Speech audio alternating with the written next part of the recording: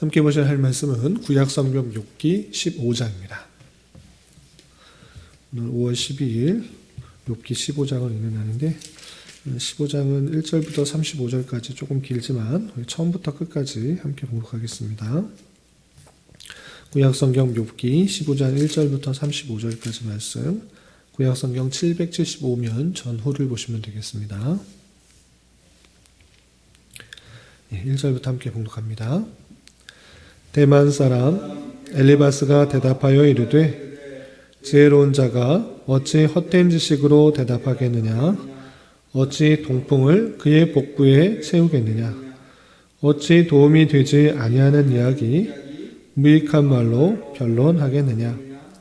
참으로 내가 하나님 경외하는 일을 그만두어 하나님 앞에 묵도하기를 그치게 하는구나. 내 죄악이 내 입을 가르치나니 내가 간사한 자의 혀를 좋아하는구나. 너를 정죄한 것은 내가 아니오 내 입이라. 내 입술로 내게 불리하게 증언하느니라. 내가 제일 먼저 난 사람이냐? 산들이 있기 전에 내가 출생하였느냐? 하나님의 오묘하심을 내가 들었느냐? 지혜를 홀로 가졌느냐? 내가 아는 것을 우리가 알지 못하는 것이 무엇이냐? 내가 깨달은 것을 우리가 소유하지 못한 것이 무엇이냐? 우리 중에는 머리가 흰 사람도 있고 연로한 사람도 있고 내 아버지보다 나이가 많은 사람도 있느니라. 하나님의 위로와 은밀하게 하시는 말씀이 내게 작은 것이냐? 어찌하여 내 마음에 불만스러워하며 내 눈을 번뜩거리며 내 영이 하나님께 분노를 터뜨리며 내 입을 놀리느냐? 사람이 어찌 깨끗하겠느냐? 여인에게서 난 자가 어찌 의롭겠느냐? 하나님은 거룩한 자들을 믿지 아니하시나니 하늘이라도 그가 보시기에 부정하거든. 하물며 악을 저지르기를 물마심 같이 하는 가증하고 부패한 사람을 용납하시겠느냐? 내가 내게 보이리니 내게서 들으라. 내가 본 것을 설명하리라. 이는 곧 지혜로운 자들이 전하여 준 것이니 그들의 조상에서 숨기지 아니하였느니라. 이 땅은 그들에게만 주셨으므로 외인은 그들 중에 왕래하지 못하였느니라. 그 말에 이르기를 악인은 그의 일평생의 고통을 당하며 포악자의 횟수는 정해졌으므로 그의 귀에는 무서운 소리가 들리고 그가 평안할 때에 멸망시키는 자가 그에게 이르리니 그가 어두운 데서 나오기를 바라지 못하고 칼날이 숨어서 기다리느니라. 그는 헤매며 음식을 구하여 이르기를 어디 있느냐 하며 흑암의 날이 가까운 줄을 스스로 아느니라. 환난과 역경이 그를 두렵게 하며 싸움을 준비한 왕처럼 그를 쳐서 이기리라. 이는 그의 손을 들어 하나님을 대적하며 교만하여 전능자에게 힘을 과시하였음이니라. 그는 목을 세우고 방패를 들고 하나님께 달려드니 그의 얼굴에는 살이 찌고 허리에는 기름이 엉기었고 그는 황폐한 성읍 사람이 살지 아니하는 집 돌무더기가 될 곳에 거주하였음이니라. 그는 부유하지 못하고 재산이 보존되지 못하고 그의 소유가 땅에서 증식되지 못할 것이니라. 어두운 곳을 떠나지 못하리니 불꽃이 그의 가지를 말릴 것이라. 하나님의 입김으로 그가 불려가리라. 그가 스스로 속아 허무한 것을 믿지 아니할 것은 허무한 것이 그의 보응이 될 것임이라. 그의 날이 이르기 전에 그 일이 이루어질 것인즉 그의 가지가 푸르지 못하리니 포도 열매가 익기 전에 떨어짐 같고 감람꽃이 곧 떨어짐 같으리라. 경건하지 못한 무리는 자식을 낳지 못할 것이며 뇌물을 받는 자의 장막은 부탈 것이라. 그들은 재앙을 잉태하고 죄악을 낳으며 그들의 뱃속에 속임을 준비하느니라. 아멘. 네, 감사합니다. 오늘 말씀 본문은 욥기 15장입니다. 우리가 어제 살펴봤던 욥기 13장과 14장에서는 욥이 하나님 앞에 자신의 상황을 아뢰며 간구하며 하나님의 뜻을 구하는 그 내용들을 살펴볼 수 있었습니다. 그리고 이어지는 욥기 15장 오늘 말씀 여기 본문에서는 다시 한번 욥의 친구 중에 한 명이었던 엘리바스가 욥의 대답을 듣고 답변을 듣고 또 충고하는 내용이 나오는데 엘리바스의 충고를 통해서 또 생각해야 될 것이 무엇인지 또 살펴보는 시간을 갖도록 하겠습니다. 우선 15장 1절에서 보면 대만 사람 엘리바스가 대답하여 이르되 라고 할 때 욥에게 가장 먼저 조언했던 사람이 엘리바스였는데 다시 한번 세 명의 친구가 한 번씩 조언을 하고 다시 두 번째로 엘리바스가 이렇게 충고, 조언을 하는 것입니다. 어떻게 이야기하는가 2절 이하 계속해서 살펴보시면 지혜로운 자가 어찌 헛된 지식으로 대답하겠느냐 어찌 동풍을 그 복부에 채우겠느냐 어찌 도움이 되지 아니하는 이야기 무익한 말로 변론하겠느냐라고 하면서 참으로 지혜로운 자라고 욥이 자신을 지혜롭게 생각하지만 그 행하는 것들이 지혜롭지 못하다라는 것을 빗대어서 표현하고 있는 것입니다. 어떻게 표현했냐면 지혜로운 자라고 하면 헛된 지식으로 대답하겠느냐 어떻게 헛된 지식으로 대답하냐 네가 지혜롭다고 하면 네가 하고 있는 것이 좀 헛된 지식이다 잘못된 지식이다 라고 말을 하고 있고 또 어찌 동풍을 그의 복부에 채우겠느냐 라고 되는데 저 동풍 우리나라 기후에서는 잘 이해가 되지 않는 그런 표현인데 유대 그 팔레스타인 그 지역에 있어서 동풍은 바다에서 불어오는 바람이 아니라 사막에서 그러니까 건조한 바람이고 또 센 바람인 것입니다. 이렇게 뜨겁고 센 바람이 불어오는 것을 동풍이라고 하는데 동풍이 불어오면 그 사람들에게 전혀 도움을 주지 않는 것입니다. 그래서 동풍이라고 하는 것은 뜨거운 열풍, 전혀 도움이 되지 않는 세고 뜨거운 바람을 말하는 것인데 이렇게 별로 쓸데없는 것을 복부에 채운다라고 이렇게 말하고 있는 것입니다. 지혜롭다고 하면 전혀 쓸데없는 바람을 자기에 채우지 않는데 너는 그렇게 하고 있다라고 지적하는 것입니다. 또한 3절에서도 어찌 도움이 되지 않은 이야기 무익한 말로 변론하겠느냐라고 하면서 지혜로운 자라고 하면 도움이 되는 이야기와 또 유익한 말로 변론은 해야 되는데 너는 정말 지혜롭지 못하게 쓸데없는 이야기, 도움이 되지 않는 이야기로 변론하고 있다. 이렇게 엘리바스가 생각할 때는 네가 하는 이야기 맞지 않다. 이렇게 말하고 있는 것입니다.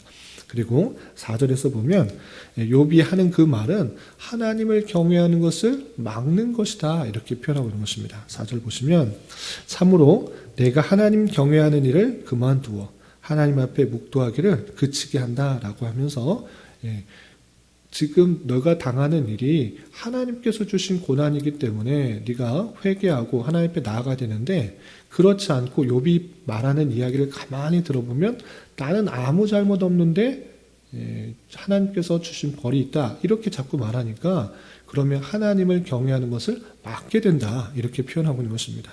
그래서 내 변론은 하나님을 경외하는 것들이 그쳐지고 또 다른 사람도 하나님 앞에 조용히 기도하는 것 그런 것도 막게 하는 그런 잘못을 범하고 있다라고 지적하는 것입니다. 그리고 5절에서 보면 내 죄악이 내 입을 가르치나니 내가 간사한 자의 혀를 좋아한다라고 하면서 친구들이 너의 잘못을 지적하면서 여러 가지 충고할 때 잘 새겨듣고 회개해야지 좋은 말을 하지 않고 또 회개하라는 그런 친구들의 말이 있을 때 그것을 싫어하고 너는 간사하게 너를 칭찬하고 격려하고 위로하는 말만 좋아하는구나 라고 하면서 엘리바스가 욥에 대해서 충고를 하고 있는 것입니다. 그리고 6절에서 보면 너를 정죄한 것은 내가 아니요 내 입이라 내 입술이 내게 불리하게 증언하느니라 라고 하면서 우리 친구들이 너를 정죄한 것이 아니라 죄가 있다고 말하는 것이 아니라 네 입이 세속적으로 말하는 것을 봤을 때 그 말이 옳지 않기 때문에 네가 말한 것 자체가 너를 죄인으로 제가 잘못했다라는 것을 증거하고 있다라고 하면서 엘리바스가 욥에게 그렇게 조언을 하고 있는 것입니다. 그러면서 엘리바스는 욥에게 어떠한 사람도 의롭지 않고 어떤 사람도 다 죄인이기 때문에 완전히 부패한 그런 본성이 있기 때문에 죄가 어느 정도는 다 있다라는 것들을 강조하면서 욥에게 그 죄악들을 바라보라 해서 조언을 하고 있는 것입니다. 그래서 7절에서 보면 그 이야기를 할 때 자기가 갖고 있는 지혜를 어디서부터 왔는가라고 했을 때 선조부터 내려온 사람, 그러니까 전통적으로 내려왔던 그 견해들을 들어서 욥에게 계속적으로 충고를 하는 것입니다. 7절 이하 보시면 내가 제일 먼저 난 사람이냐? 산들이 있기 전에 내가 출생하였느냐라고 하면서 네가 제일 먼저 태어나서 수많은 지혜를 다 갖고 있는 것 아니다. 너보다 먼저 태어난 사람, 너보다 지혜가 많은 사람, 그것이 훨씬 더 많은 사람들이 있다라는 것을 지적하고 있는 것입니다. 또 8절에는 이런 표현도 있습니다. 하나님의 오묘하심을 내가 들었느냐? 지혜를 홀로 가졌느냐? 너만 지혜로운 사람이고 남은 지혜롭지 않다고 그렇게 생각하지 말라라고 하는 것입니다. 또 9절 내가 아는 것을 우리가 알지 못하는 것이 무엇이냐? 내가 깨달은 것을 우리가 소유하지 못한 것이 무엇이냐? 우리 중에는 머리가 흰 사람도 있고 연로한 사람도 있고 내 아버지보다 나이가 많은 사람도 있느니라 라고 하면서 욥이 갖고 있는 지식, 물론 그 지식 완전히 지식이 없고 지혜가 없다라고 말하진 않습니다. 그러나 너보다 먼저 태어난 사람, 너보다 경험이 많은 사람, 머리가 휘어서 그 정도로 많은 풍부한 경험을 가진 사람들이 우리에게도 있다. 그런데 너만 지혜가 있고 우리는 지혜가 없는 사람처럼 그렇게 생각하지 마라. 너가 갖고 있는 지혜, 우리도 갖고 있다라고 하면서 경험과 또 연륜에서 나오는 지혜가 있다라는 것을 엘리바스는 말을 하고 있는 것입니다. 그리고 11절에서 보시면 하나님의 위로와 은밀하게 하시는 말씀이 내게 작은 것이냐라고 하면서 하나님께서는 직접적으로도 말씀하실 수 있으시지만 은밀한 가운데서도 말씀하시고 깨닫게 하신다. 마음속에 생각을 주시고 또 깨닫게 하시는 방편이 있는데 하나님께서 그런 것들을 주실진데 너는 그 하나님께서 은밀하게 말씀하시는 그 위로와 그 깨닫게 하시는 것을 왜 무시하고 멸시하느냐라고 하면서 욥은 그 안에 있는 하나님께서 주시는 그 세미한 음성에 대해서 멸시하고 무시하고 있다라고 엘리바스는 지적을 하고 있는 것입니다. 그리고 12절에서 계속해서 보시면 어찌하여 내 마음에 불만스러워하며 내 눈을 번뜩거리며 내 영을 하나님께 분노를 터뜨리며 내 입을 놀리느냐라고 하면서 당장에 닥친 상황 때문에 불만스러워하고 왜 이렇게 힘들어하느냐, 내 속에 은밀하게 또 조용히 말씀하시는 그 말씀을 잘 들어야지 이렇게 하나님께 대들며 분노하며 또 원망스러워하느냐라고 욥에게 지적하는 것입니다. 그리고 사람은 누구나 죄가 있다라는 것들을 14절에 이렇게 밝히고 있습니다. 14절 보시면 사람이 어찌 깨끗하겠느냐? 여인에게서 난 자가 어찌 의롭겠느냐? 여인에게서 난 자 누구입니까? 모든 사람이 여인에게 난 것입니다. 그러니까 모든 사람은 깨끗할 수가 없다. 그 사람들은 다 죄를 가지고 태어난다. 그렇기 때문에 욥도 죄가 있을 것이다. 내가 죄가 없다, 의롭다 계속적으로 말하지만 모든 사람에게는 죄가 있기 때문에 그 죄가 무엇인지를 잘 살펴보고 하나님 앞에 그 죄를 고백하고 회개하는 데 더 힘써야 될 것을 계속적으로 말하고 있는 것입니다. 또 15절 16절에서 비슷하게 이렇게 표현하고 있습니다. 15절 16절 보시면 하나님은 거룩한 자들을 믿지 아니하시나니 하늘이라도 그가 보시기에 부정하거든 하물며 악을 저지르기에 물마심같이 하는 가증하고 부패한 사람을 용납하시겠느냐라고 표현하고 있습니다. 하나님께서는 거룩한 자들, 그 거룩하다라고 하는 사람도 믿지 아니하신다. 그만큼 모든 사람이 죄가 있기 때문에 스스로 거룩하게 생각하지만 그 안에서도 죄악이 있다. 사람은 어떤 사람인가? 악을 저지르기를 물마심같이 하는 사람들이다. 그 죄된 본성이 있기 때문에 악을 수없이 또 아주 자주 그렇게 저지르는 것이 사람이기 때문에 하나님께서는 그 악을 저지르는 사람들 가만히 놔두시겠느냐? 그렇지 않다. 부패한 사람을 용납하시는 것이 아니라 하나님 보시기에 그 악한 사람들을 심판하시고 또 그에 해당되는 악을 갚으신다. 이렇게 표현하고 있는 것입니다. 계속해서 엘리바스는 자기가 갖고 있는 지혜가 어디서부터 왔는지 그리고 그 지혜를 통해서 악을 행할 때 나타나게 되는 죄악들에 대해서 아주 세부적으로 자세하게 이렇게 말하고 있습니다. 먼저 17절부터 19절까지는 자기가 들었던 그 지혜가, 자기가 갖고 있는 그 지혜가 어디로부터 왔는지 이렇게 설명하고 있습니다. 17절부터 19절까지 쭉 보시면, 내가 내게 보이리니 내게서 들으라. 내가 본 것을 설명하리라. 이는 곧 지혜로운 자들이 전하여 준 것이니 그들의 조상에게서 숨기지 아니하였느니라. 이 땅은 그들에게만 주셨으므로 외인은 그들 중에 왕래하지 못하였느니라 라고 하면서 내가 갖고 있는 지혜를 설명할 것인데, 이것은 참으로 지혜 주는 자들, 조상부터 잘 전해져 온 그런 지혜들을 내가 받은 것이다 라고 하면서 자신의 경험을 바탕으로 또 들었던 내용들을 바탕으로 조언을 해준다라는 것입니다. 그 내용은 무엇인가 라고 할 때 다른 것이 아닙니다. 다른 것이 아니라 앞에서도 계속적으로 새 친구가 지적했던 것, 악을 행할 때, 죄를 범하실 때 하나님께서 심판하신다.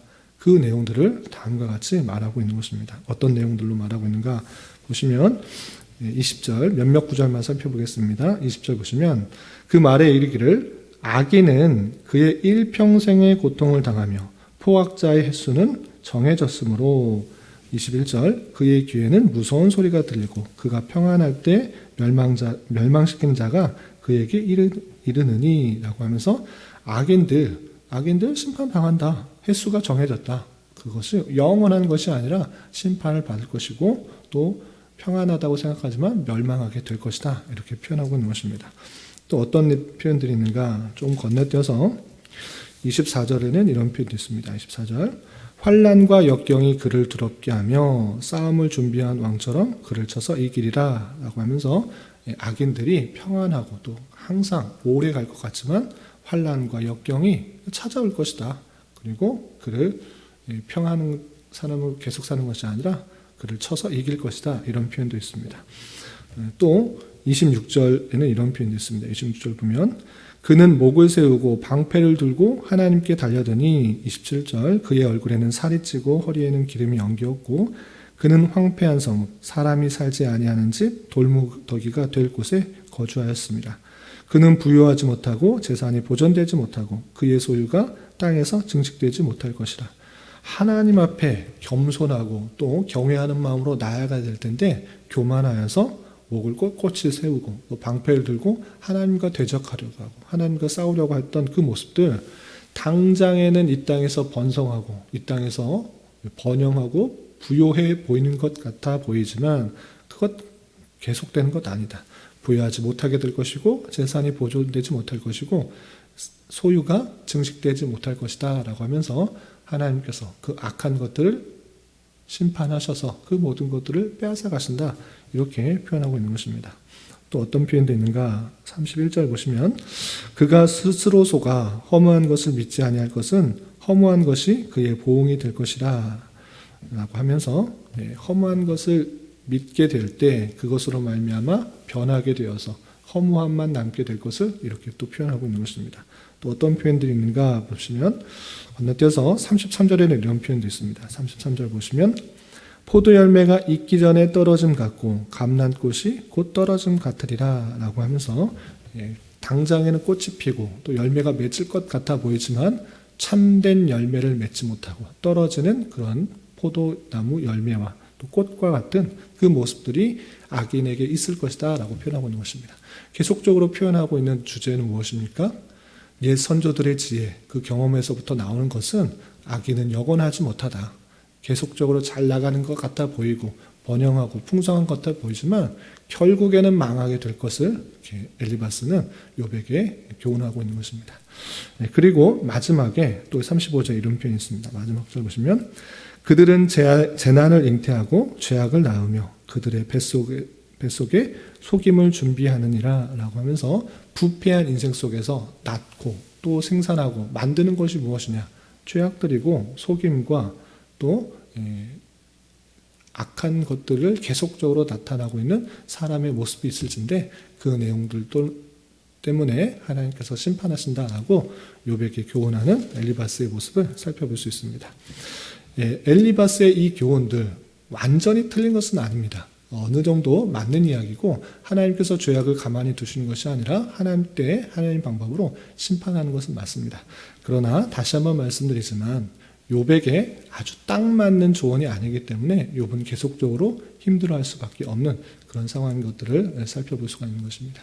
내가 알고 있는 지식, 내가 알고 있는 경험들 쉽게 너무 성급하게 다른 사람에게 적용하는 것은 항상 조심스러워야 될 것이고 그 내용들이 오히려 상대방을 더 힘들게 할 수 있다는 사실들을 기억하면서 조언을 하는데 도움을 얻어야 될 것입니다.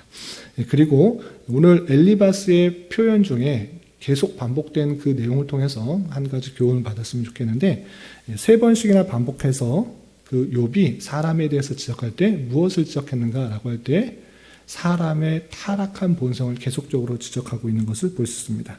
14절과 16절 그리고 마지막 35절 어떻게 표현했는가? 사람이 어떻게 깨끗할 수가 있느냐? 여인에게서 난 자가 어찌 의롭겠느냐?